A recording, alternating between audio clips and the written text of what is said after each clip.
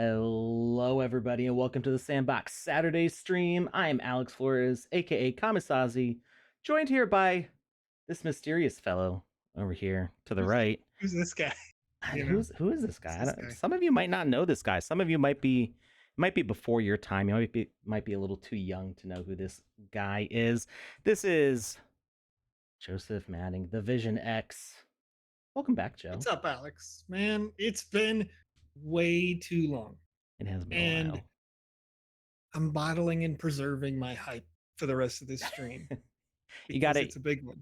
you gotta have a slow release with that excitement. Because Otherwise, poof, it's all gone at the start, and then there's nothing for all of our lovely Game Jam winners. Because today is the Mocaverse Into the Unknown Game Jam Award Show. We're doing back-to-back weekends with Game Jam Awards. I don't know what to do with myself. I all I see is Adobe Premiere in my dreams, and but I love it though. I love putting these videos together, looking at all your amazing games. Yes, it is Hype, High VVox, Sparky Snickle, Hoddle Hill, Cold Cuts and Cheese, the Escape Room Artist, and everybody else. Chat is getting hype. We are going to talk a little bit about what this game jam is before we get started. But before we do that, before we get started, we're going to get started with something else here. We've got all a right, giveaway form. We're doing it early in the chat here. We're going to share it again later woo! on. We are giving away 15 Mocha IDs. We do request an email address for these. We don't usually request an email address for our giveaway forms, but the Mocha team does need an email address to do this part. But we've also got a special giveaway that we're going to reveal later. We're not going to talk about yet. So if you've won anything on these giveaway streams before, you haven't won anything that we're giving away today yet. So go ahead and apply no matter what. That form is in the chat. And let's go take a look at what we're doing today. Game Jam Into the Unknown with the Mocaverse and Sandbox teams here. Work alongside your favorite bands and a diverse group of creators ranging from fresh-faced UGC builders and artists to professional studios. The Sandbox is anyone for everyone. Let's build the metaverse together. Into the Unknown? Enter the unknown with Mocaverse and the Sandbox for this next exciting game jam where you have 3 weeks to create your games. Well, you did have 3 weeks. Those 3 weeks are up. It's all submitted. The results are finalized. We're going to talk about who's winning today. Draw inspiration from the vibrant mochas and join them on a journey through the mysterious portal. Where will they end up? Theme reveal was the future. Vast futuristic landscapes and bustling high-tech cities stretch as far as the eye can see. Gather your friends, scope out your enemies, and embark on a futuristic adventure with the Mochas. The theme is multiplayer in the future. You must design a multiplayer game that takes place in a futuristic environment. So it's kind of wide open, any kind of multiplayer game. And as we've seen with 0.9 here, the multiplayer capabilities have expanded rapidly to different kinds of gameplay that we hadn't seen in the sandbox before, and we've got some of our winners here have some really exciting new things to share that we have not seen in the sandbox before. Let's go to our prize pool. So there's a 50,000 sand, 20 land, and exclusive Catalyst packs prize pool. There's also brand opportunities. Mocaverse would like to welcome you on their land. Taking part in this game jam offers participants the chance to get published on the Mocaverse estate. Mocaverse would also like the opportunity to reward the winners with some exclusive Mocaverse prizes for their hard work. I'm not sure if that's explained further down. We'll take a look, because off the top of my head, I don't know what those prizes are. First place is 15,000 sand, plus a 1x1 land, plus a gold catalyst pack. These are the extra bits here. 500 realm points, a teammate, plus a lucky Neko silver plus a realm point marketing. Um, Joe, are you familiar with this Mocha, all this Mocha stuff? Because I'm not as Yeah, familiar with this Mocha stuff. Tell very me, much what does familiar this with the mean, Mocha Joe? stuff. Okay, Alex. So the first thing I want to touch on is, I relinked it in the chat, the form that you pushed out just a couple of minutes ago over on Twitch.tv. The Mocha IDs. You said we're giving away 15 of those today. Now this is, I'm just going to read this straight off the FAQ on the Mocha website, just so that everybody understands exactly what this is. It says Mocha ID is our decentralized identity (DID) that gives you access to Animoca Brand's 450 plus portfolio companies alongside our ever growing partner ecosystem. It will act as your identity proof that can travel with you across the various products, allowing you to accrue points and build your reputation across our entire ecosystem. These points can be exchanged for awesome benefits only available to Mocha ID owners, and the reputation you hold, which is visible to all of Web3, can help unlock benefits with our partners or even other companies. In time, we envision that the Mocha ID will become the premier identity that can help you navigate the sea of both Web 2 and Web 3 experiences. So, if you haven't already filled out the form for your opportunity to get a free Mocha ID, um, these are not the primary profile picture Mocha NFTs, but those Mocha NFTs that are out there right now, they have different sort of, I'm going to call them like subclasses for builders, for the socialite out there, for investor type folks. And the original issuance of those IDs, each ID type was only available if you were a either a validated employee of an Animoca Brands company, such as Alex here, working directly for the Sandbox game. Uh, Alex had an opportunity to claim these at that time. I don't know if he ever ended up doing that or not. I know that I did when they were first coming out. And then had a possibility to mint a second one, where the second one could be something random. So the first one had to be validated, what is your job type? And then the second could be something else. And then beyond that, there was a public mint for, I think, just a few that remained, if it even got to public. I can't remember. That was kind of a crazier time in the crypto space. Even in the bear market, that the Mocha NFTs ran out pretty quickly. So when it comes to the other aspects of the ecosystem, essentially they all cascade off of these two core elements. And so having the Mocha NFT is sort of like guaranteeing access to a lot of folks that uh, have tangible like experience in the industry. Um, not always, as of course, we were able to trade those. Some of those people are going to be just folks who ended up picking them up later. But a lot of people who have those there are passionate, excited to build and continue to build the future of crypto in general. So I like what they're doing. All right, so I'm actually going to close the form real quick. Don't worry, it's coming back because I've seen some people getting who already have Mocha IDs who are realizing that they don't need to be in that giveaway. So we are giving away something else. It's okay if you are on that form, but I'm going to actually reset this. If you filled it out already, you're going to want to fill it out again. And if you already have a Mocha ID, in where it asks for your email, just say, I already have one. I'm all set. Whatever you want to say, you know, um, zippity doo dah, whatever you want to put in there, just not an email address. So if you want a Mocha ID, put in a an email address if you don't already have one. If you already have a Mocha ID, then you're all set. Um, you only need one of those. And let's see, is there an easy? We're going to delete all responses. Okay. And turn responses back on. And what is your email address for the Mocha ID giveaway? If you already have one,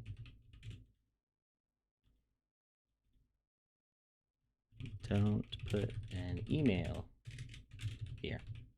There you go. We're doing it live, folks. All as right. always. I'm gonna pop this Alex, I link gotta tell back in the you, chat. as you're filling this out here and bringing the link back into the chat, I was one of multiple teams from multiple businesses doing the testing on these Mocaverse Game Jam games and playing in this Game Jam. Now, I do quite a lot of these as the council with you. Mm-hmm. We do test these experiences, but this particular Game Jam of the latest few Game Jams seemed to have, well, first of all, it had a ton more submissions than some others recently. So people were really excited about this theme. But then also the quality of these submissions was, to me, pretty astounding. Like it was actually very tough to not just get a top 10 but even a top 20. Like this was the first game jam in a long time where pretty much everybody reviewing it unanimously wanted to give honorable mention to every possible honorable mention.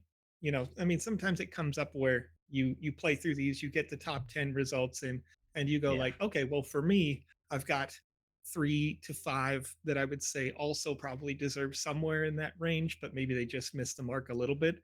This one, it seemed to me like, at least 20 of these could have been top 10s in different game jams. Mm-hmm. Um, including one that we'll talk about more later, that was designed in such a way that it could have even been put into the Yes Chef game jam that comes up next.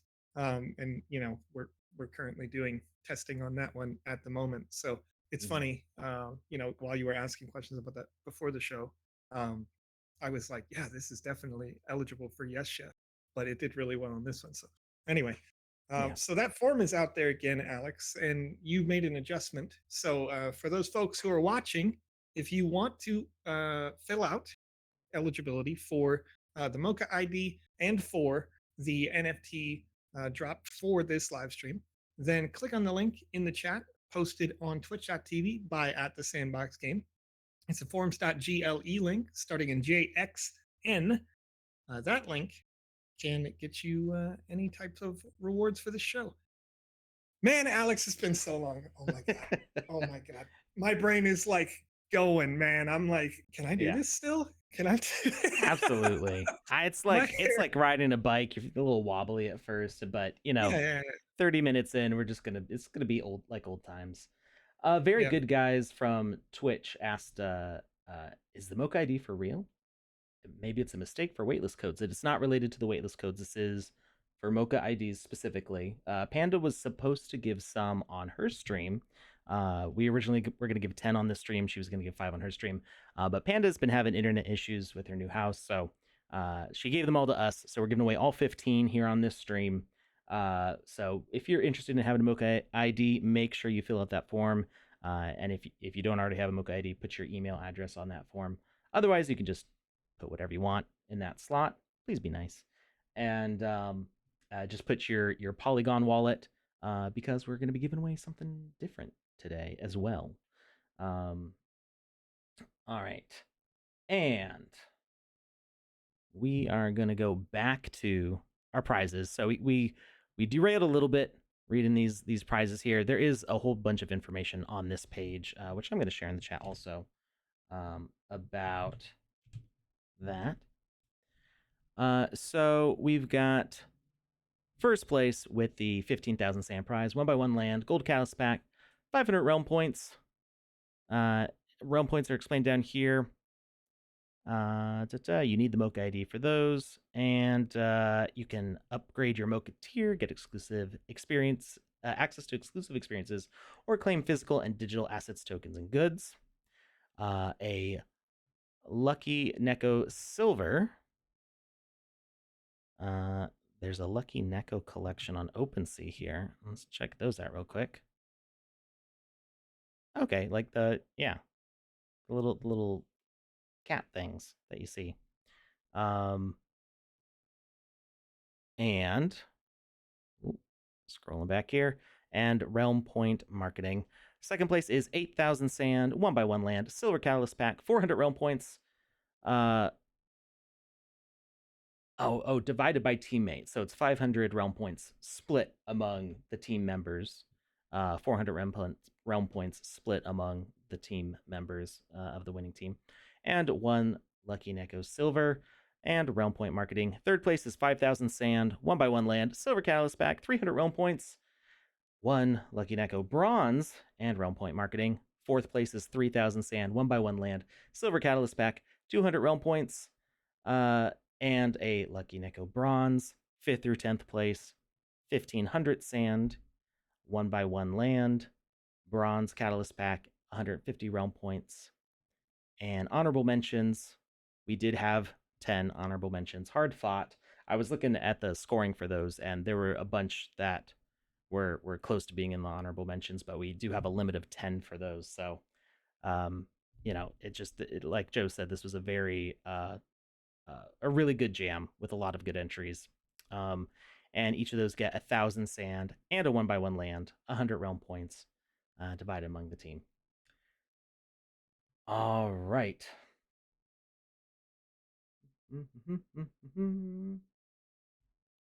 Yes, go West. Just put whatever you want. If you already have a Mocha ID, just put whatever you want in the email slot. It is a required slot because I don't want people to miss that, but you don't have to put an email. It's not checking that it has an @ sign or anything like that. All right. I think we're ready to look at our top 10 plus honorable mention video. So, for those of you who have not been here for a Game Jam show before, where have you been? What are you doing? We did one of these last week. You should have been there. It was awesome. But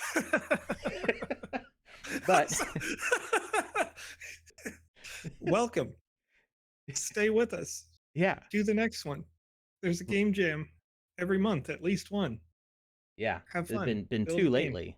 So been 2 a month. Basically, we're going to be doing Game Jam Award shows like every other week, or maybe 2 weeks between, for the foreseeable future.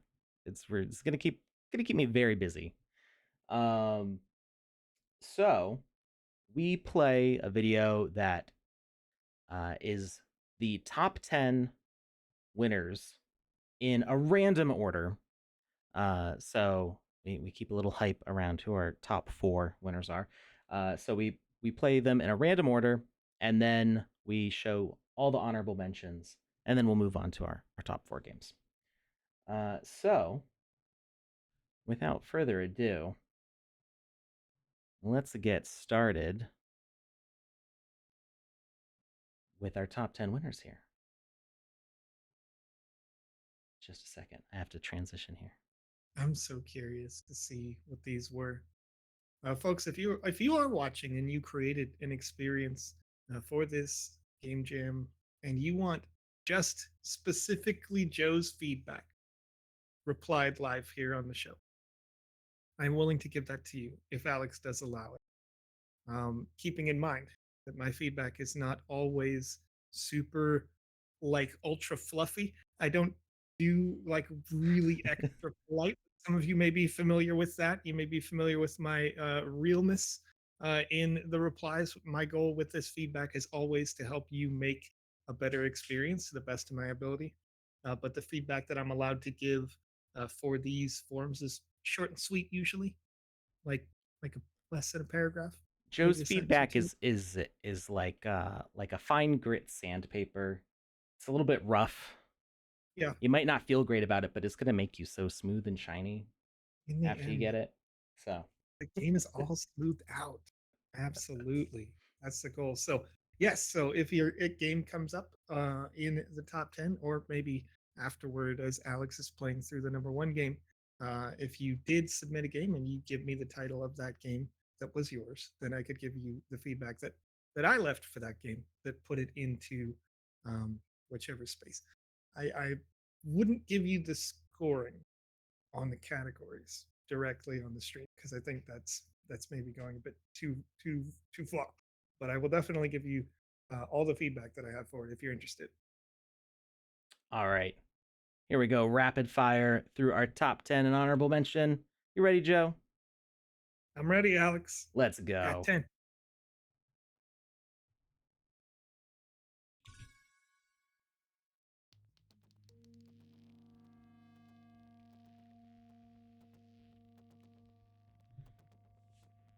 Space Football by Yuri BX.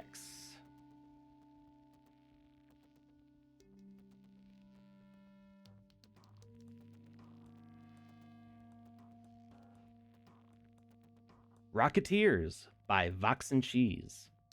Mocaverse team says intricate and smart with a variety of tasks to keep the gameplay upbeat and fast-paced.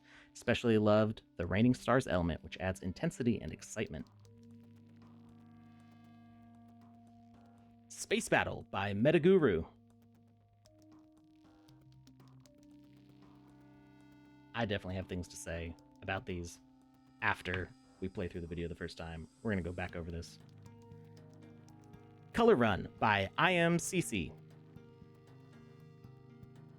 Mocaverse team says, love the addictively simple and straightforward gameplay. A great addition to the Mocaverse, having players battle each other in quick PvP. Starcat Space Delivery Service by Lockle.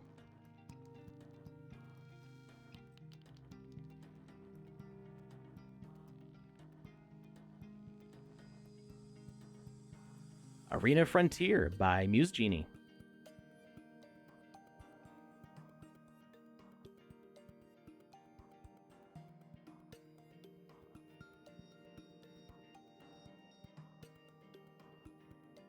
Mochas vs. Imposters by IZA Voxel Lab. Mocaverse team says, the Mocha theme is well integrated and the elaborate designs in each level really wowed us. Especially loved the voting mechanisms adding a social layer in line with the Mocaverse. Cosmic Chaos by Sanja Studio.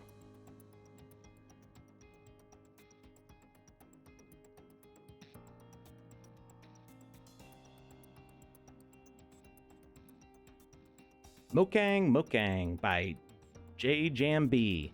Mocaverse team says the multiplayer aspect of the game really shines through, which reminded us of Super Smash Bros.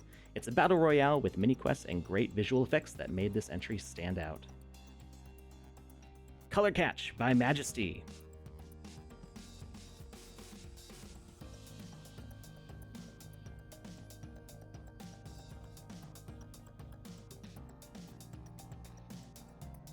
And now we've got our honorable mentions. Mocaverse Helldivers by PGV Lab.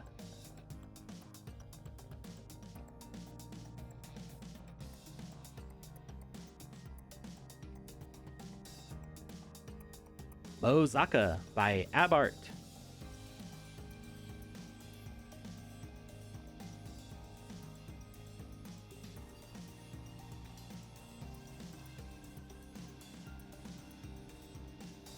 Dastroid Miners by Little Legion Org.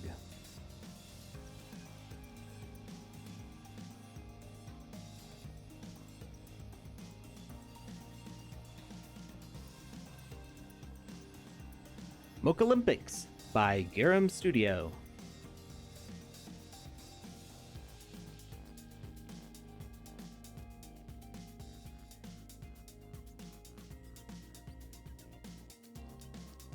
Mocha Tower by Green23.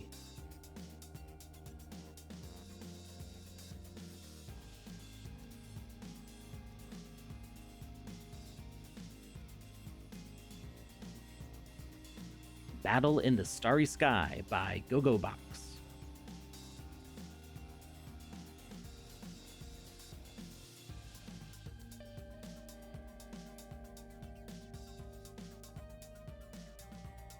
Mocaverse Odyssey, Escape from Cygnus X1 by Dudydam, Alaris Studio.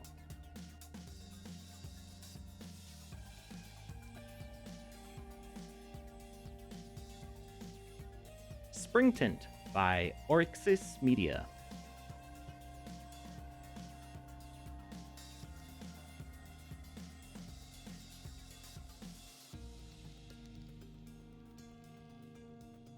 Mocha Bang by NFT Woojin and Ryuan.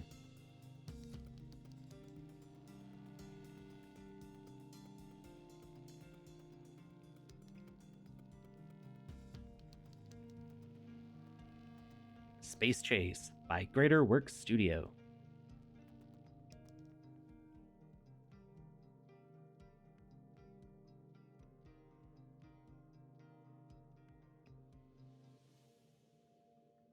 All right, that was Into the Unknown, the Mocaverse Game Jam.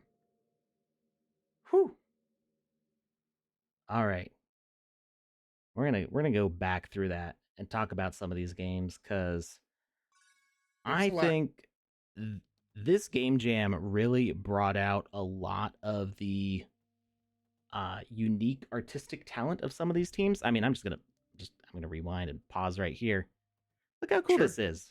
We're doing like cartoon outlines on stuff.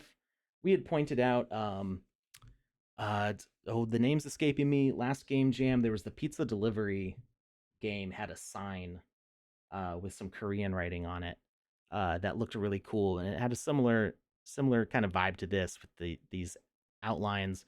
We're seeing people really in this game jam in particular really doing different stuff with the art that I haven't really seen people doing before, and making visual styles of their own that really embrace the flat 2D heavy thick outline art style of the Mocaverse Yeah. NFTs. So just really cool to see what people are doing with this. Yeah, that ship looks very much exactly like something in their theme, which is Mm, nice when you get to see that, it seems like it's more of an intentional design with the art. Somebody understood the product or spent a little bit of time looking at the source material and said, how can I translate this into the sandbox? And and in Rocketeers, many of the characters look like they're in or from the Mocaverse, or mhm, where maybe they use less of like the outlines, but the asset design, how can we convert this into a low poly asset? Or here in Space Battle, as it's shown, the the ships as they get upgraded would be using different Mocha faces on each one of the ships, so they mhm. get larger. Obviously Yep, you they can see they that hit here. better, but yeah, as they transform into the larger versions, they are changing. So that was a nice little, you know when you think about the extra points that set you up and apart from the other experiences, there is something to, the wow factor of an experience is how well do we integrate the, the intention of the game jam. Because you can sometimes, some people will go through these designs and they're sort of checking the boxes and making sure they've done everything they need to do, but the level of that integration can help you quite a bit when it comes to moving up from 11th to 10th, or third to first, something like that. Mhm. Uh, I haven't had a chance to play Space Battle yet myself, but I'm getting excited just watching this one because uh, I've mentioned this on stream before. One of my favorite arcade games of all time is Sinistar, which this looks a lot like. It's a top down space mining game, um, and I mean this looks awesome to me. Um, this is right up my alley as far as what I like with arcade style games. Uh, Yeah. Color So Run. that game plays really well. The space battle, going back to Yep. that real quick, Mm-hmm. it plays really well with four people, but Okay. with less than four people, it might, like, I mean, certainly, if you try to open it with one, you're pretty much gonna play asteroids. And Sure. you can upgrade the ship to understand the mechanics, but you don't get any, like, the most compelling piece of it is that everybody's ship is essentially a one-shot kill with that mining laser. So if you're using that, and you're shooting at a rock and all of a sudden Joe comes around the corner, you got to run, otherwise you're going to lose everything. um, so one of the things that brought that into the top 10, of course, is uh, the infrastructure of the game is really good. There's progression in the game which is natural, but also it feels powerful when you get more powerful. But sort of one of the things that brought it down is actually a mechanic that they did have, but wasn't implemented in its finest. And that is, when you on there, you select red team, for example, you have a little base that you spawn in. But as you're in that base, if you were blue team, you can actually go all the way up into red team's base, which is hard to stop. in a way, right? Like there requires specific mechanics in the game maker. But the dev did make it so that if I am blue team and I go into red team's base, my ship will automatically get blown up. However, the best implementation of that would be to not allow blue team to ever make it all the way into red base by making like a force field or some sort of zone of damage that's a little bit further out and Mm-hmm. had a nice visual representation. Because what we ended up doing between Panda Pops, myself, and some of the other council staff is fully griefing each other. Like just having big ship with big laser and sitting right outside your base so that you spawn, die, spawn, die, spawn, die, spawn, die. And at Sure. first that meant Right. actually driving all the way in. But when you get the Yeah. fully upgraded ship, you don't even have to drive all the way in to do that. The laser's just that big. Mm. So you really could just, be like, I've already won and now it's not fun for you and you have no chance to come back. Mm. So that Mm-hmm. was, the game was designed very well and it was super fun. But if you want to take it to the very top level where you know, forget about a game jam. Like, is this just really solid game design? That would be the next step to take on this one to make it the best it can be. But Sure. that said, publish this to the map on the land that you've won Mm-hmm. because this is a great game and everybody should be playing it. All right. We've got a great sort of Splatoon style game here. Um, Really cool how they're doing the effects of the paint laying down. Then Yeah, yeah. Starcat Space Delivery. This surprised me because it doesn't look anything like the Sandbox except for the interface of having having the variables here at the on the left and the bottom, having the chat there. Um, this looks like a 2D game that somebody would develop independently of the Sandbox. Um, Having some nice layers in the Z dimension. This reminds me a lot of Spore visually. The early game of Spore when you're at the cellular level. There were some games I think probably like a year ago. I think Touche Studios did a game in kind of this style as well. But the visual presentation here is amazing. I mean, it looks like we've got 2D sprites that are rotating. Um, Really, it doesn't even look like voxel art anymore. And Yeah. they're using the depth of field effect and some of the video. I think this is the portal VFX in the background here, but it's like spread over such a wide area that it looks really out of focus. Um, Hmm.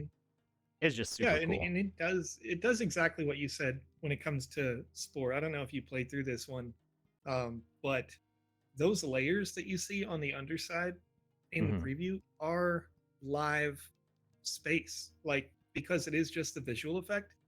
Hmm. When you succeed as your cat, you're gonna go through a portal that takes you up one layer, and so you'll still be able to see the other players playing in the middle to lower levels as you are playing in the highest level, which is a really cool effect. And it gets, you can sort of see your progress.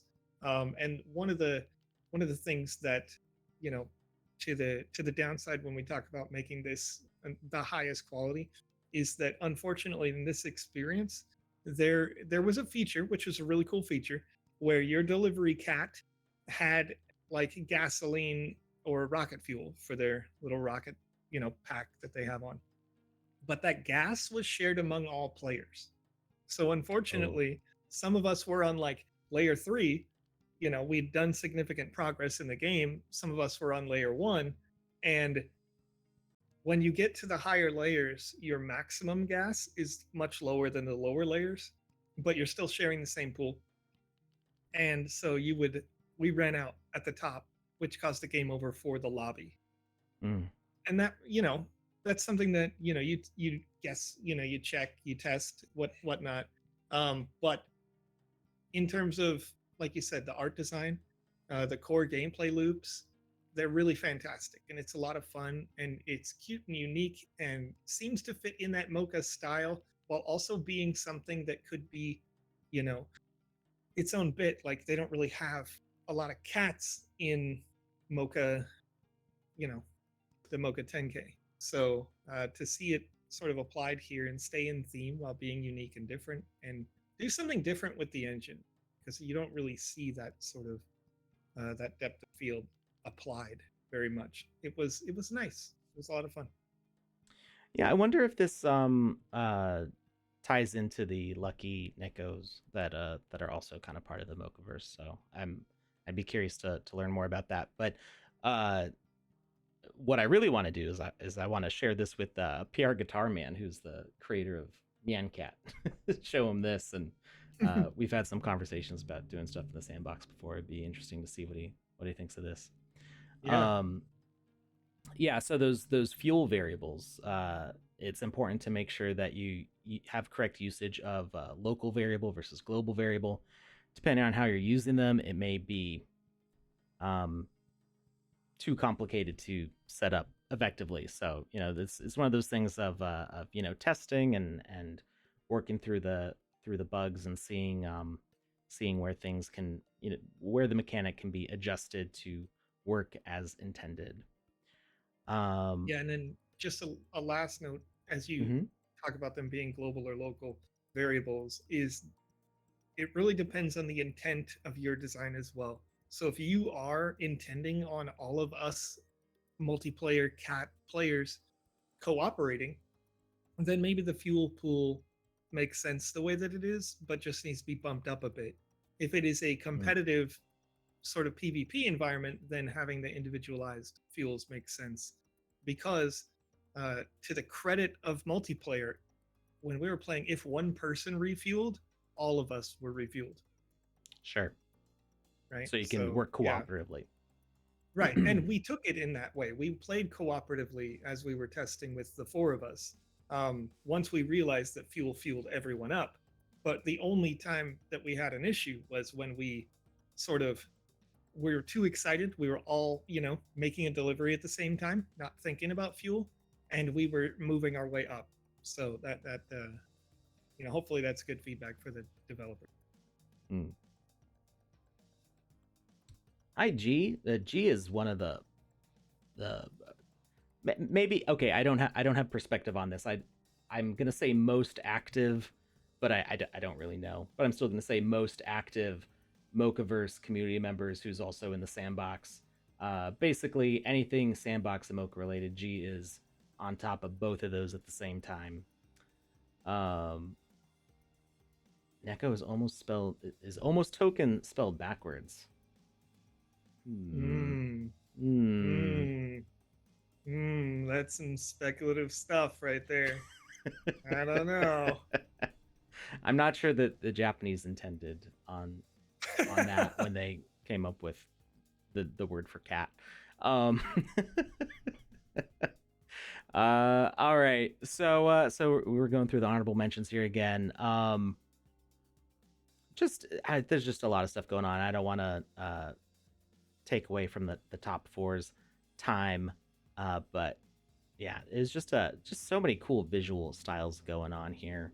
Um, and I'm always impressed by what artists in the sandbox are doing. I've been an artist in the sandbox since there were artists in the sandbox, and I very much have a style that I work with for sandbox related things. But I'm always impressed how people are able to come up with something new and unique with the tiny scale of voxels that we work with.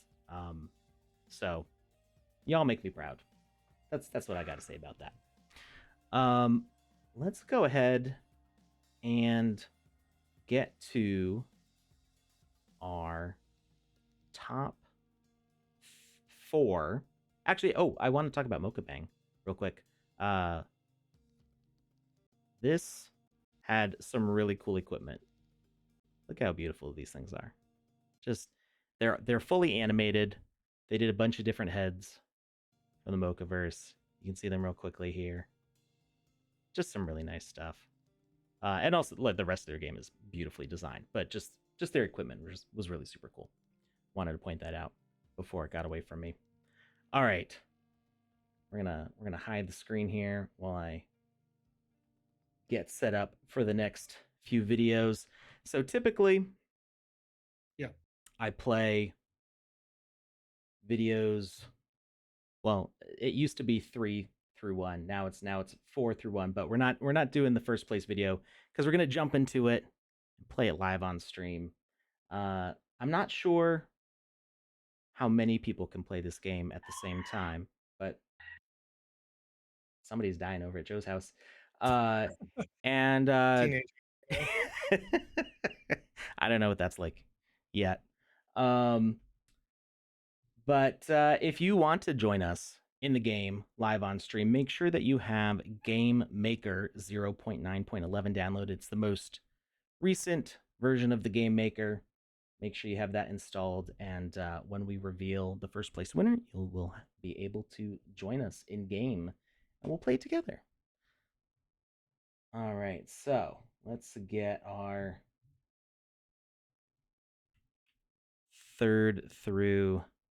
fourth through second numbers, math. What is all this? And we're just gonna run them Right. back to back. Let's do it. All Who's right. fourth? Are you starting with 4? Or are you starting with 2? What are you doing? We're starting with 4. We're going 4-3-2. Love it. Yeah. I had to think for a second that I did not say those numbers out of order. All right. It's been a long day, all right. It has been. I've been editing videos for the past 9 hours. Yeah. Whew. Ready for a nap after this. All right. Let's go. Presenting our fourth place winner here.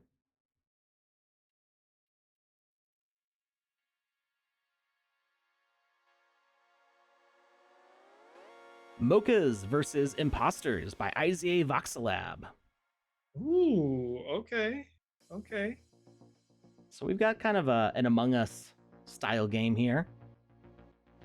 Yes. Yes. Very visually impressive. And the Mocha team commented on this. Just how detailed this space is. There's a lot going on here. A ton of work put into this, obviously. And all in a 1x1.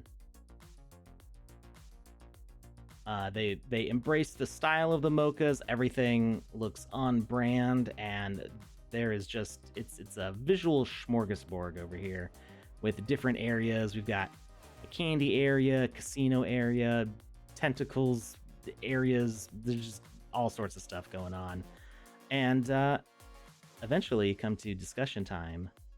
And we've kind of got Hollywood squares going on here for the voting. Actually, what this reminds me of is Fall Guys, but it's a voting process where you get to argue in the chat with your friends and figure out who the imposters are. I can tell you that during our plays through this one of the things that we ran into, and maybe this is just me, obviously, I like to leave my comments just reserved to my views, but there was sort of an energy depositing mechanic to this. And so the werewolf among you in a werewolf style game, like as this is, wants to deceive the friends, right? And everybody had these goals that they were going around the map to achieve, and then you were given an energy, a sort of a token that you could deposit in a depository in this game. And because there was only one place to deposit, it was quite difficult to sort of investigate or suss out who the bad guy was in this one. So I think one of the ways that this could have improved slightly if I was designing it as a full version game would just be to have more than one depository. And that would allow the players to be able to more easily blame each other if they were the werewolf, and then also to excuse each other. Because how the mechanic works is that, yes, we're all depositing into that depository, but the bad guy would also just be pulling from the depository. So in its current version, the best way to play this as the bad guy, as the werewolf, is to walk away for a while from the depository, and then come back to it as if it's time for you to deposit as a normal player, and then we would vote each other out.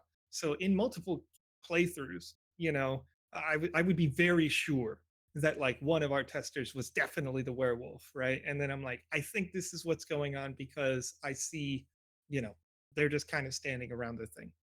And so I'm like, you're definitely stealing from there.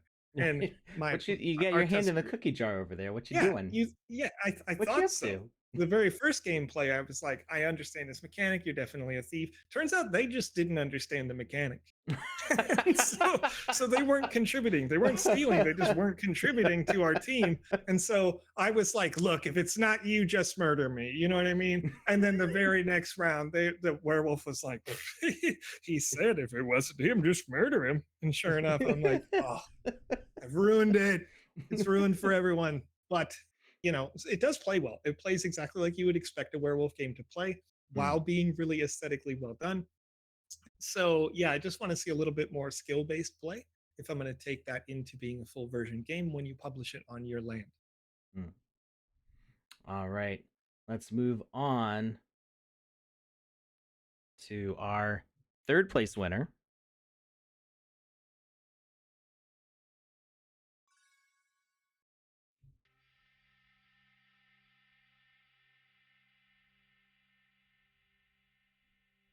Color Run by IMCC.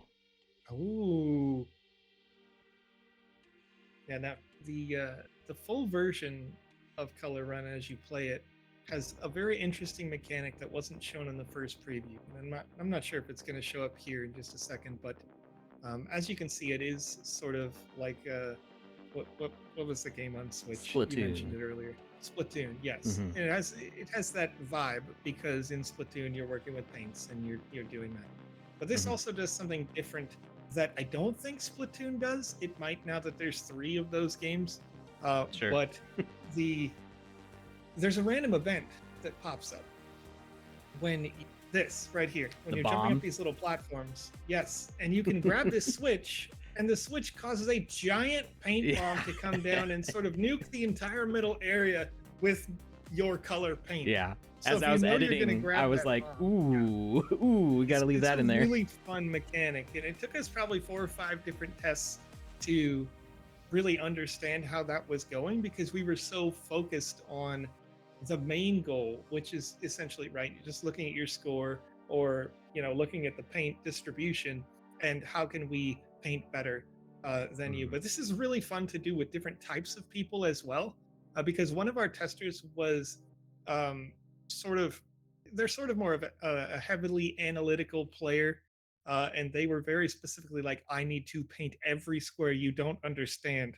I can't have it be messy. And then you've got somebody like Panda Pops that was like, I don't care. I Gotta go want fast. everything to be my color. We're Gotta go doing fast. Z shapes and we're going fast, right? Yeah. And so those were fun juxtapositions to play when you have different types of people because those, generally speaking, the speedrunner is going to win regardless. But um, also, even if you're just participating as a spectator, because this is a max 4 player experience, when you grab Mm-hmm. the paintbrush, it pushes you into the map. If you fall off the map, you drop a paintbrush, and someone else or yourself again could pick it up.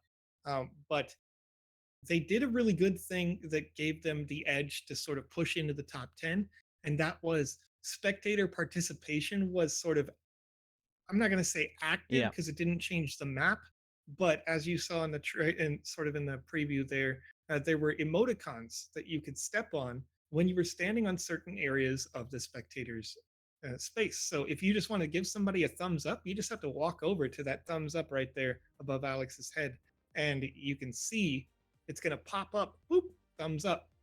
So if you happen to be playing and you noticed the crowd is up there, and everybody wants to give you a thumbs up, maybe the whole crowd is standing on that thumbs up and keeps running it over many times. So I Mm-hmm. appreciated that integration and a thing to do for the people who are just waiting, because we know in the Mm-hmm. Sandbox game that the lobbies um, can support 20 concurrent players. So if this is a max 4 player game, you're going to need something for those other 16 people to do while they wait in queue.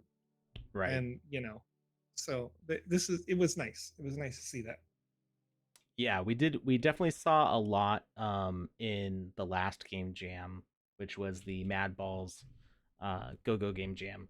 Uh, the the lobby was like a mandatory part of the Game Jam rules. Like the every game was supposed to have a lobby and have stuff for players, hopefully, to do in that lobby. And so we did see a lot of mechanics where people could you know, fire some sort of obstacle for the main players who are in the actual game. If you're out in the lobby, you can do things to kind of mess with them or to support them. So it's always fun to to think about the people who are in queue waiting for the next game session. Give them something to do, whether it's some sort of Easter egg to find, cosmetics to try on, or if they can even get involved with the gameplay and start to mess with the rest of the players. Uh, GSS points out that the art direction is clean. Yes, it was a very aesthetically pleasing game, and that bomb was so epic. Great use of the VFX for the light flash there, and then also just seeing all that paint ripple out from that was super cool. So uh, I think we're probably gonna have a multiplayer session of that on stream one of these days. Panda's been trying to schedule up more times where we all streamers can get together and start playing these really fun multiplayer games you people are building because sometimes we're busy doing other things and we don't get a chance to play with everybody else, and I want to have fun too. So Panda, hook me up. Moving on to our next Game Jam winner, our second place winner. Here we go.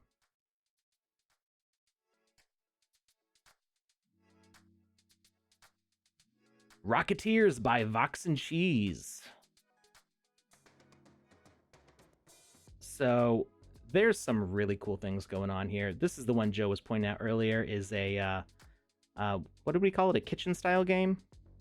Yeah, I mean, it definitely plays sort of to the way Overcooked would play if you've ever played that game. But yeah, it's there are going to be queued up recipes happening as you are playing, and you can see them usually with that sort of rocket ship right now next to the fuel station or in the top left of the screen. But your goal here is to get components that are necessary for the requested assets.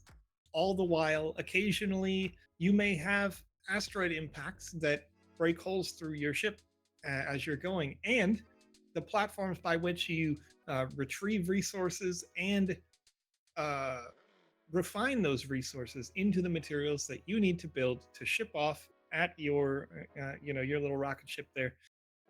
Those those platforms are moving circularly, clockwise, as you go. So when I was playing through this, I loved the randomization, the random events like you see here.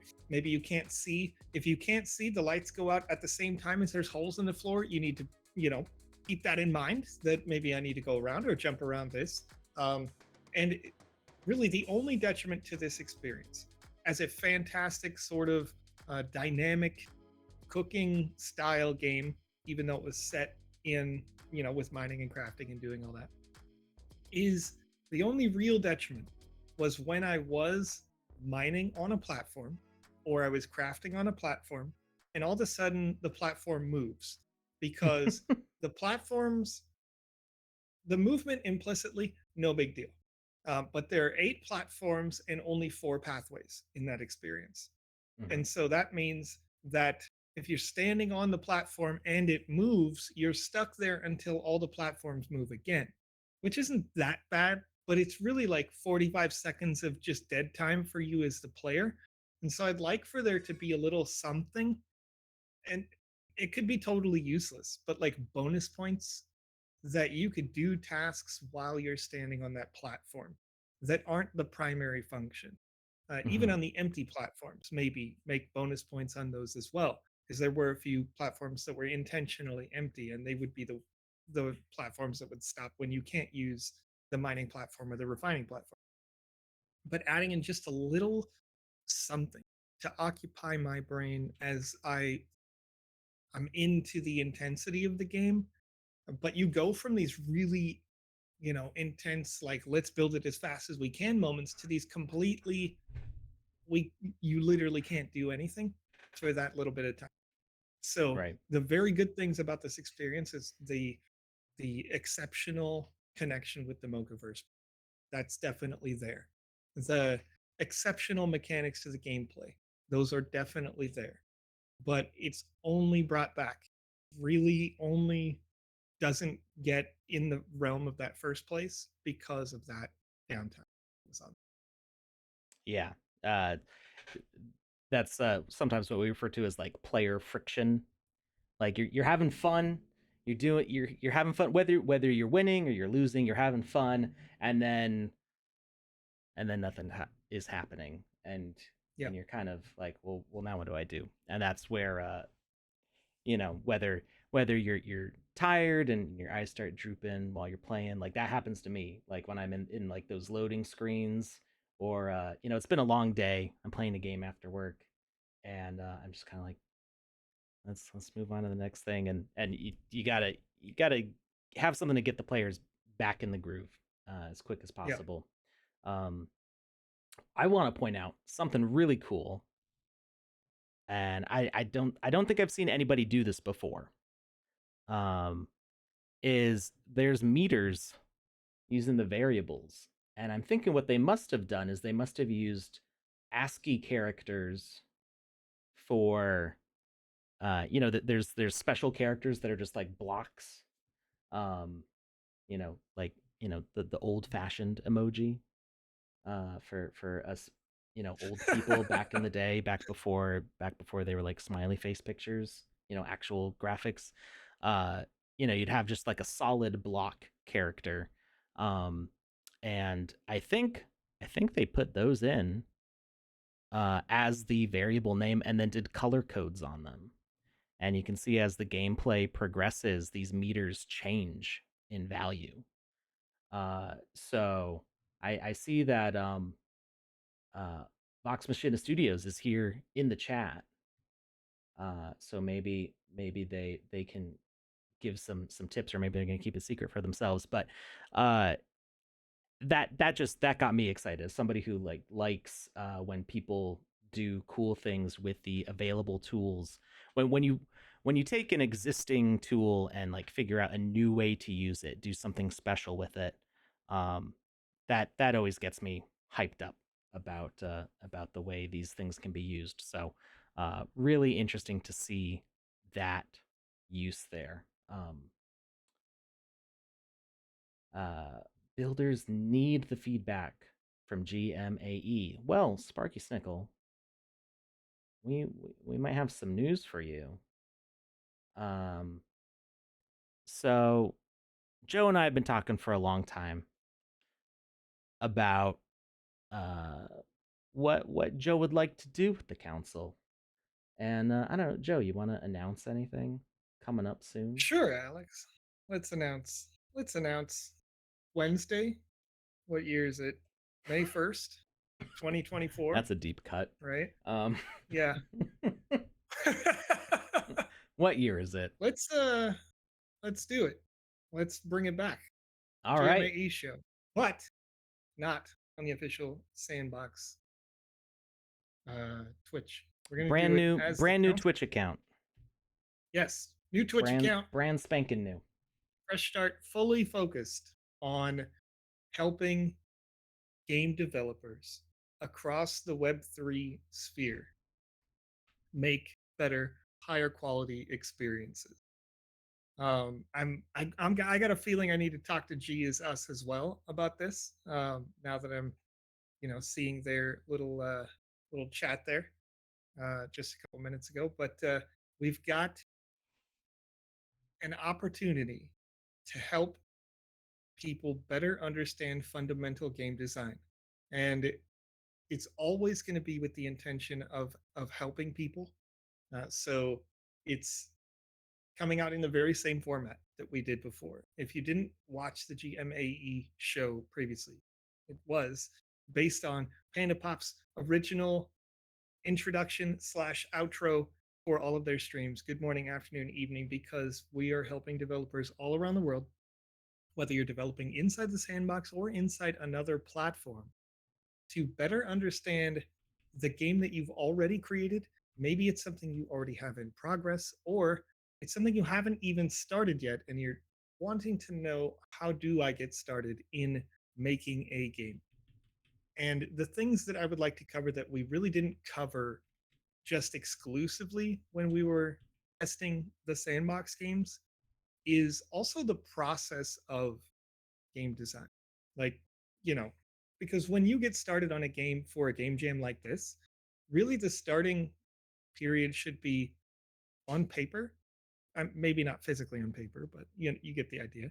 Taking notes of your Google intention Docs, a and then Photoshop transferring that document. intention into uh, a rough draft first, and then transferring that rough draft into functionality. So you can have this great idea. Alex and I were discussing this about an internal project we want to work on in the council, um, of a feature that was done by Pixelverse, or what Pixelville, I'm sorry, Pixel. Pixelville recently, is that I wanted to do in a multiplayer experience for the sandbox game. And we talked about the limitations of the engine and is this possible to do? And then seeing it in, the trailer uh, for those folks, I thought like, well, maybe the experience to introduce this function doesn't have to be multiplayer, and then it transitions from there to another land where the multiplayer functions begin. So you can get a narrative beat on one experience and then have the multiplayer with its own separate narratives once the lore has been established in another experience. That does add more work, but when you look at it on paper first and you understand what your intention is, then you can compare that with, what does my platform allow for? Whether you're developing using the sandbox game maker, or you're using another engine. That'll be the things that we'll start to talk about on that show. So it will reach outside of the bubble of just the sandbox game, but of course, we started here and we're staying here. So you'll see a lot of those experiences as you are developing for a game jam, like those that are already out there, already in progress. Make sure that you stop by and ask, hey, I've got this idea. What do you think about that idea? Or, I've already halfway done this and I put it in the Game Maker gallery. See how it goes, and I'll give you the feedback on how you can improve that, whether it be from terraforming all the way down to the minutia of a game, whatever you like. So All that's May right. 1st. We're going to bring it back. Still haven't May quite 1st. determined the time because I'm trying to figure out if it should be adjacent to your official sandbox stream time, or if it should just be at a dedicated earlier time, because I know it works better if I wake up real early to start the show for the rest of the world to be able to see it. So we'll figure that out as we go. But a couple of weeks now. Yep. All right. So May 1st, make sure you're following the council on Twitter. That's at the council tech on Twitter. Uh, all the announcements for the new Twitch channel and everything will be there. So make sure you check that out. Last call for the giveaway form. Pasting that in the chat. Again, if you already have a Mocha ID, don't worry about putting an email. Just put a space or hello or whatever you want to put in there. Um, that's just for people who don't already have a Mocha ID. We're giving away 15 of those. And we've also got an NFT giveaway. So make sure you put your Polygon wallet, probably the same address as your ETH wallet, but sometimes people mix things up. So whatever you want to get that surprise NFT. After we play some of our first place winner, we're going to determine who our giveaway winners are. So without further ado, let's check out our first place winner. Cosmic Chaos by Sanja. Let's jump in here. Oh, yes! I'm so hyped to play this right now. I'm so excited, Alex. Oh my gosh. This is actually one that I'm glad that you're streaming, because this is an experience that will look great on the stream, but also looks great from the spectator position. Mm-hmm. And I'm really glad that it made it into the first position, because I don't know what my official numbers were for this, but I remember having as much fun watching as I did playing, Hmm. and that is rare for me. Like I'm very particular about, you know, what should the experience feel like, and this really felt like you're at the arcade again. And Hmm. not just in gameplay, but in spectatorship, you know, you're rooting for people, you're seeing perspectives that they don't get to see, and the gameplay box is a fully realized inside the arcade machine uh viewpoint, and you can see it here on the screen now, where those lines that are sort of coming from that 3D perspective, that is the gameplay space. So when you're in there playing as player one or two, then you're you know, you and they can fly around, but the players outside are seeing it realized, and you can't move forward past that space, but you can see them, you know, having to dodge all the assets and, you know, shoot upon the assets that you need to. And the art design is just perfect for the type of game that it is. So I was super excited. I'm stoked that this thing got first. If Hmm. it wasn't first, it definitely was going to be a top 10. But I love it. Love to see it. And you can see the theming all around the room is obviously arcadey. And then they just sort of zoomed that in to, like, if you were standing right next to your friend while they were playing this game on the joysticks and the buttons, the screen would be what you see right there. And Yeah. so, you know, being a spectator is just as good. Well, this also I it love this game. reminds me of I've been seeing in arcades they keep on installing these like giant Pac-Man or giant asteroids where it's an entire wall with a projection of not asteroids uh Galaga, either Galaga or Space Invaders. Yeah. Uh Yeah, this and one was like 1942. I don't know if you ever played. You probably didn't, because it's a very particular niche. But OG Nintendo, that 1942, the top-down shooter. top-down shooter. You're an airplane from Yeah. 1942. Yeah, Yeah, I know that. yeah. Okay, okay. Yeah, that's that that's that's what this felt like. I know it not because I actually played it at all, but because when I first started getting into game development, that was one of the popular, make your first game kind of demos. Like Yeah, that was a really popular one. Oh, we can see Jar Jar Jackie Chan Binks is already. Yeah, I'm not even sure how this is. He teleported over there. I'm trying to figure out how this even works. yeah. So Um, there's two platforms. If you back up a bit, yeah, that are glowing. And one of them is player one, and one of them is player two. So yeah. as you go into player one is taken, so it's not glowing now. Player two was just taken, or they quit, and so it Hmm. counted as a draw. But if you stand in one platform and they stand in the other, once it's finished resetting, then assets are going to start spawning. Now the game is ready to join. So Hmm. go ahead and stand in number one or two, and then Jar Jar will probably jump into the other. I could jump in the I'm game just as well, but I'm just thinking of it's the up and down. Like I understand how the left and right works. I'm wondering if there's like a ladder or what's going on with oh, maybe it's a ramp that you're going yeah, up I and mean, the down. ship just always fires. Yeah. So it's But there probably was just, there was 2 degrees of movement there, which is intriguing to me. yeah. There are 2 degrees? Yeah, right? I, yeah, X and Y axis. Yeah, yeah, yeah. Axes, not Let's degrees. let's talk to Right. Tutorial Boy first here. So it says, Okay. "Hello, Kamisazi. Would you like to learn some basic rules for the game?" Sure, why not? First, this is a 2-player game, so you'll need exactly 2 participants to begin the game. Player 1 uses the blue teleporter to control the blue spaceship. Did I say player 2? Player 2 uses the red teleporter to control the red spaceship. That's pretty straightforward. Press E when either teleporter is available to teleport to the spaceship's runway. Run towards the arrow to get to the play screen. Use your mouse to adjust the camera angle towards the giant angry TV face. To steer the spaceship, use the WASD buttons. Please do not press E or use the spacebar while on the play screen unless you wish to exit the game. Players can only shoot enemies that share the same color as their spaceship. different colored enemies will not be damaged. Okay, so blue has to go over the blue enemies, red has to go over the red enemies.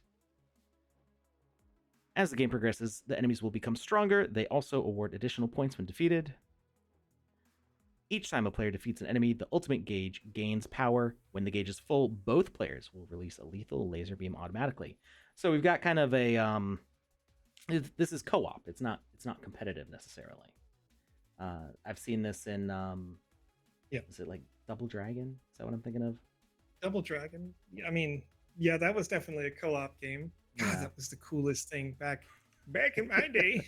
You just do, if you do the right type of attack at the exact same time while standing back to back, you did like a tornado kick. Wild. Right. Blew my mind as a kid. I'm like, That's yeah, the ultimate all day, is what this I'm is all thinking we of. do. Yeah. This is all we do. There are 2 collectible items that spawn randomly. One will replenish your HP. The other will increase your laser's gun level by 1. Level 3 is presently the maximum upgrade for the gun. Okay, we're hinting towards future expansions on this. Avoid enemies and other hazards. There are 3 types of enemies. 3 types of hazards. Enemies, bullets, spark trap, and cosmic floor. Colliding with them will decrease your HP, or in the case of the cosmic floor, cause instant death. I'm guessing that's at the bottom. That's why we shouldn't press the jump, probably. That concludes the main rule. Try to survive for as long as possible and achieve the highest score by shooting as many enemies as possible. Good luck. All right. Jar Jar Jackie Chan Bix is getting bored over there. I guess he's going with blue. I'm going to go with red. We're going to crank up the music here, and we're gonna go. You ready? Ready, Jar Jar? Let's go. You look ready. Run towards the arrow to take off. And we're flying. That is all right. So such a seamless transition. The mechanic, and the mechanics, according to the dev, pretty simple. It's a wall, climbable wall, not a ladder. Right. So okay. that allows for. Yeah. That explains the up and down. So, that's what I was wondering about. Your intention should only be to shoot the red. Yep. And never to shoot the blue. So, quite frankly, when I played this the first time, guess what I did? Tutorials are for losers. Let's jump in. See what we can do, you know?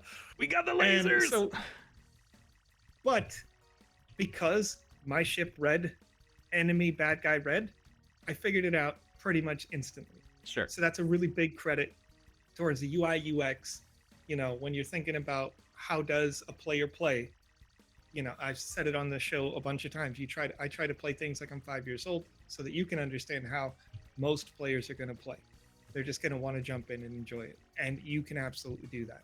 Now, just for fun, because I went back and I looked at what I wrote for this game. Mm-hmm. Sanja, my comment on this game was, wow, just publish this right now. Get featured. Next step, add an interaction option for spectators where they determine where assets spawn. Maybe by general vote, having players standing on platforms. This is really nice.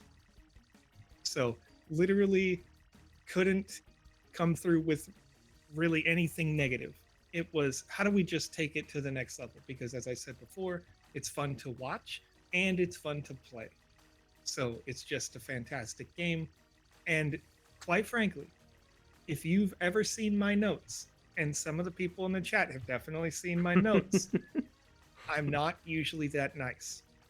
Joe's the teacher who's like, you can't get 100 because nothing's ever perfect. He'll give you like a 95. Literally, actually. Yeah. Voting on these experiences, I think I've given a perfect score twice. Across every Game Jam ever, I've given a perfect score twice. Oh, so we got upgraded enemies. It was very, very good. Wait, let me see. I think this is on the multiplayer map also. I think it is already published to the map. I seem to remember it being up there. Yeah. This experience, as Alex just said, I was 1 point away from perfection. It was right there. It was right there for me. And that last point was just for the principle of it. Not even. It was No. just the thing that I mentioned, the one fun of like, let's make the lobby a little bit more interactive because it's a super fun game to play and it is Sure. fun to watch. But if we can make it a little more directly interactive, that would help, you know, take it Yeah. to and then people would come to this game to play it not because they love the Sandbox game, but because they love your game and it happens to be on the Sandbox. Mm-hmm. And that's really the goal of game design for me when I leave these feedbacks is how do we make this a game that people don't care where it's published or if they're earning money. They just want to play it because it's good. And I think this is one of those games or has a potential to be that. So it's just really, really well. When did I lose? When did I lose? Not Jackie Chan. No, I'm by myself. I didn't notice at first. I realized that I wasn't seeing the blue laser anymore. Looks like I'm solo here. Yep, you're solo with 70 HP, and you'll take 10 damage for each time you are not successful at dodging something. It's a good thing I'm pro. Guess you are. I remember playing this. There was one round among our testing that I played with Panda, and as you guys know, Panda is definitely not competitive. Definitely Not at all. And so, you know, we were tracking our HP in that one. Like, who can outlast the other? It wasn't even about how many total points we were cashing in. It was like, are you still alive? You've got so much. I remember specifically going like, yeah, there's no way you're doing better than I am. I'm acing this. And then Panda's like, what's your HP? And I was like, 30. And she's like, I have 70. Ah, I'm like, no. oh, I yeah, thought I you dodged lost. something and it smacked me hard. Sanja's here yeah. in the game with us. Congratulations, Sanja, on your first place win. Very well deserved. I could just keep that playing that for quite a while. I think I'll go for another round, or maybe I'll just observe some other people playing. It would be nice, yeah. To be an observer for a round is really just because you can't really see the other the player two if you're player. Well, if I was player two, so I couldn't really see player one while I was playing. So yeah, you guys jump in there. I'm gonna watch. So where can you take this to the next level? So Joe was talking about adding in. I love these controllers just floating here. Also, that just adds to it. It's just very cool watching this. So what can happen next for something like this? How can we upgrade that lobby and add some more things? So I think this is a great opportunity to check out things like the NFT sensor for maybe getting some ship upgrades, some different power-ups. So you could definitely have some different tokens that people could hold on to, whether they win them from doing some sort of high score competition, or having them be sold on the marketplace. You can definitely have something like special upgrades, whether they release randomly in the game because you hold those things, or if somewhere in the lobby you unlock them. Customize the ship somehow. I mean, there's a lot of different possibilities. And oh no, Jar Jar Jackie Chan Biggs is already out. I was too busy talking and I lost track of it. What might be nice, I don't know how big of a difference this would make from the player's perspective, but from an observer perspective, it would be cool to see the health bar on the players. And I think you can do that. I know that in, I think it was in the Among Us game. What was that called? The third place winner. It was Mocha's versus Imposters. Yes, Mocha's versus Imposters. Oh, there we go. I just saw it, the health bar for a second there. So I mean, I guess I can press the L key, and now I can see the health bars. Jar Jar Jackie Chan Binks there with a 0 out of 100 HP. That's how you doing there? Not Jackie Chan. You doing okay? You feeling all right? Not doing well. We're not making it. Not feeling so hot. um, It feels so good, Mr. Stark. yeah. Walk up to the screen while crouching. What is that?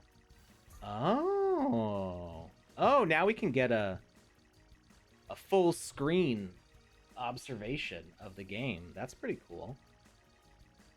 Yeah, I think one of the other, like, when you're talking about minutia, seeing it from the player's perspective, and this probably would have been hard to check as the dev, but the sort of Space Invader like characters that pop out there, when you are viewing it as a spectator, you see how they sort of blink on the front of the screen before they spawn in the back?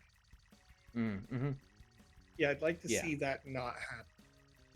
Just Yeah, make I'm it a not little bit sure more what. clean. I'm not sure why they're doing that, but that would definitely be something Yeah. to look into, because you can't Like- you can't see that as a player in the game, because Yeah. that's happening behind you, but as an Right. observer, it is a little distracting. Yeah, and you know, to a certain degree, maybe that's not bad. Like if it was there longer and it was an intentional like outline, but it does seem like a glitch that you need, to have a look at for polish reasons. But Mhm. if it's a feature, then you could have the same thing happen, but instead of it being a fully like saturated filled asset, it could just be the outline of each, so that Kind the of spectator could like see where upcoming they're. next. Yeah, exactly. Like Like the Tetris. Tetris block. Yeah. Yeah. Mhm. Because the gamer who's inside wouldn't be able to see that, but the players in the spectate would know, especially as things get higher speed, like they're starting to get to that level where it's more of a high speed, um, you know, challenge, like a serious challenge is happening. If Mhm. the players can all see these assets and where they're meant to be before they get there, then that might be fun as a spectator to see.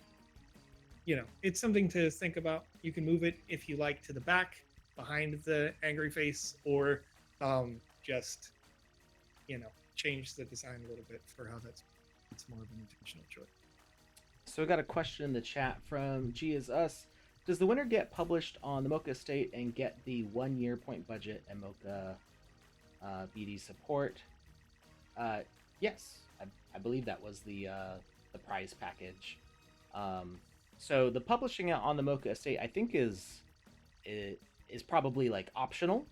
Like, I mean, you don't, if you as a winner, you want to publish it on your own land in your own space and do your own things with it, that is, you're the creator of the game, you're in control of it that way. So that's something, as we've done some QA testing for the Playboy and Steve Aoki experiences, for those Game Jam winners. There are people who opted out because they had their own plans for how they wanted to do things, which is fine. But yeah, the prize package did include the offer for being in the Mocaverse estate, as well as getting the land. So I mean, you have a land to do something else with. You're already on the Mocaverse estate, and you have a land to publish another game. So great set of prices. If I'm the developer personally, I would probably take the offer initially to get published on the land, with the interest that you can say this is either also published over here on your own land, or that it will be later published, like when they start possibly sunsetting it. That way you can leverage the fact that the Mocaverse is bigger than you as an individual, presumably. If you're a dev that's got more reach than the Mocaverse, maybe you don't want or need that. But publishing on the Mocha estate would be free promotion for you and your product, which is nice. So, that's just a me personally sort of a thing, but I like the idea of getting published. If I'm getting in a top 10 in a game jam like this, I like the idea of getting my stuff published on their line for sure. All right, I'm sorting through our entries in the giveaway here. And I think it's pretty close. We may just give away to everybody who provided their email address. I think we're under the 15 because a bunch of these people say they already have one. So that's cool. A lot of Sandbox people already participating in Mocaverse stuff have their Mocha IDs ready. And okay, yeah. So if you provided your email address, you just won a Mocha ID. We only had one extra. So we'll figure out what we'll do with that 15th one. But congratulations to Touche, I Manvik, Das Mustang, Hot Plucker, Sidekick Cat, Quador, Elk Shrew, Zerky26, Mosquita, Wapax, Tom Voxel, Folklore Studio, Metaverse Genius, and Ice Pilot. I think I might know who you are by now. Who's that guy? Yeah, that's actually what he put as his name. Ice Pilot X7. I think you guys might know me by now. I think so. Actually, I recognize a bunch of those names. Congratulations, you all just got Mocha IDs. We're going to, I don't know how soon you'll receive the communication about that, but we're going to pass those emails along to the Mocaverse team, and they'll take care of distributing those. And now, we've actually got a special giveaway. So, what? We've given this thing away a couple times before, but it's special. It's special because, well, you know, Lucas is a part of it. It'd be nice if he was here for it, but you know, he's off doing stuff with his wife. You know, being a good husband. Nothing Joe and I know anything about. Can't believe. We're degenerates over here, spending our weekends with you guys. We love it. And so, hey, Pickaxe Master. Good morning, afternoon, evening to you. We are actually going to be giving away a Lucas Spoin, and it's special to do it today with Joe here because Joe is the father of the Spoin here. That's right. OpenSea is being very slow for me right now. Getting the milk, chat. I'm back from getting milk at the grocery store.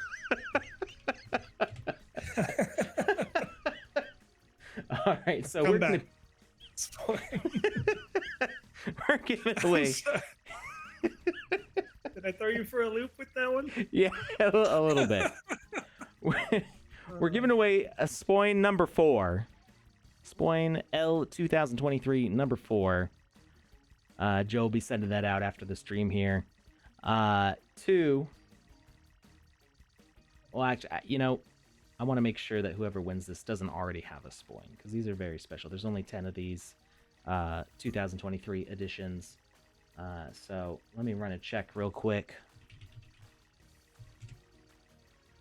We're having a look. We're having a look here. Oh my gosh, I have so many notifications. So many notifications. Are people just like hyped right now? No, Rarible, where I have where I minted them, has 83 notifications for me right now. Oh gee. And I'm like, what? Okay.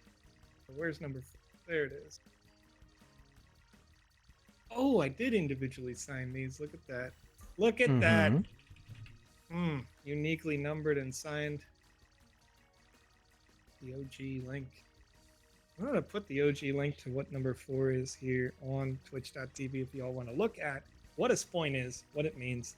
And it's been a while since the backstory has existed for this. So I'm going to give that up to the chat just for fun. Chat, if you don't already know what this is, why it even exists at all. It's because I don't speak good.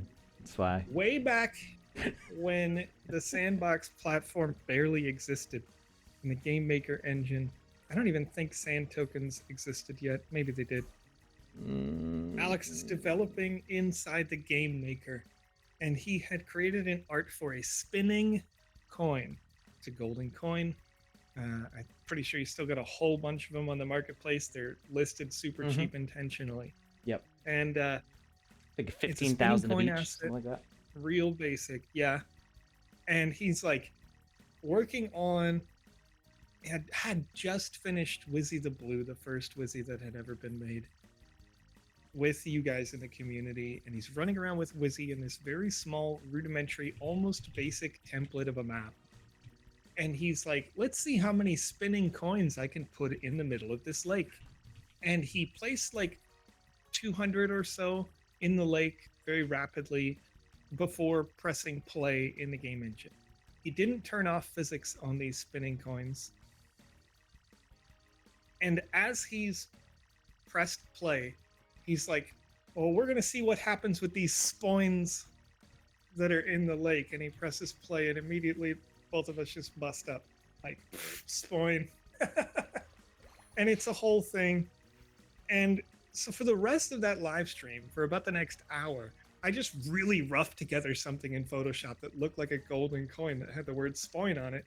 And then the chat seemed to enjoy it. So I minted 10 spoins that were more high fidelity over like 4 or 5 hours of design. But, you know, there's not AI art at that point. It doesn't exist. Yeah. These are legit. This is handmade pre-AI things. art. Yes. That's weird back to in say. my day, back in the pre-AI era. Okay, Grandpa. So yeah, before the end of like 24 hours, this thing existed and became its own little monster. And in the next stream, we gave away 10 of them to just people in the chat if they put exclamation mark spoin. So you could see immediately, Escape Room Artist was like, I know what this is. I know what's going down here. So that's the backstory on these assets. There have been a few iterations made, a few versions. The first one was the one with Alex's face on it. Now we've got Lucas.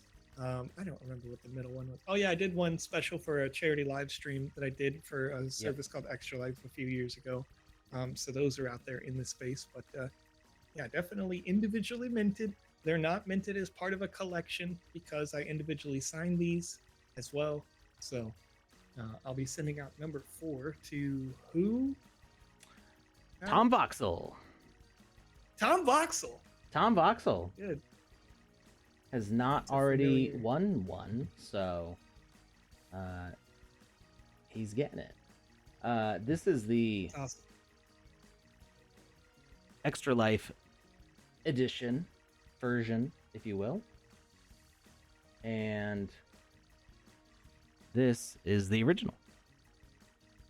So got a little evolution of these over the years. Yeah. And yeah, so congratulations, Tom Voxel. Hope you enjoy it. We'll get that sent out shortly. In the meantime, y'all should check out Cosmic Chaos by Sanja. Congratulations to our first place winner in the Mocaverse Into the Unknown Game Jam. Really excellent game. I believe you can play this on the map right now, as well as in the Game Maker gallery. Wouldn't surprise me if some people accidentally went there instead.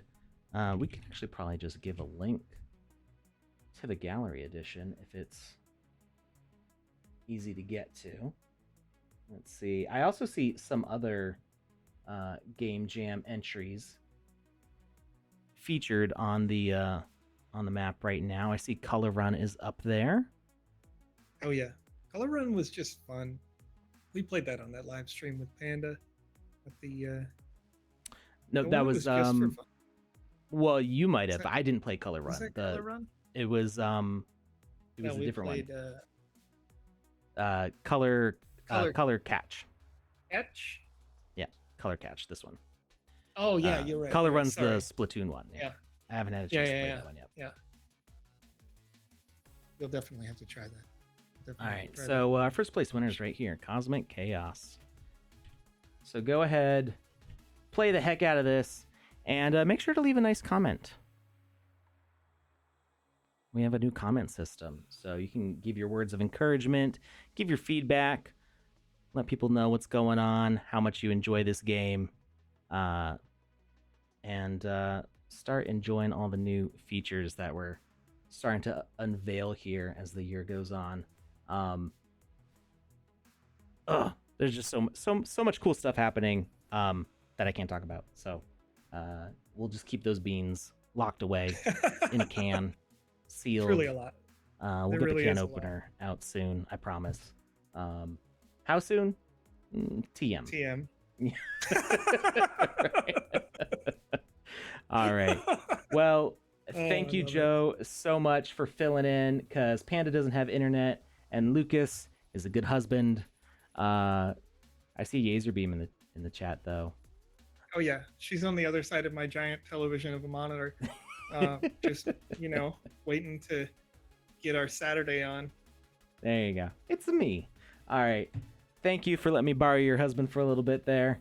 And I'll give him back to you real soon, I promise. We're going to check out to see if there's anybody playing the Sandbox right now that we can raid.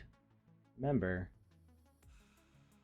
start your streams about hour and a half, 2 hours after we start ours, and we're always happy to raid you playing the Sandbox. And I'm not seeing anybody else live right now, so we're just going to end the stream here. But have a great weekend.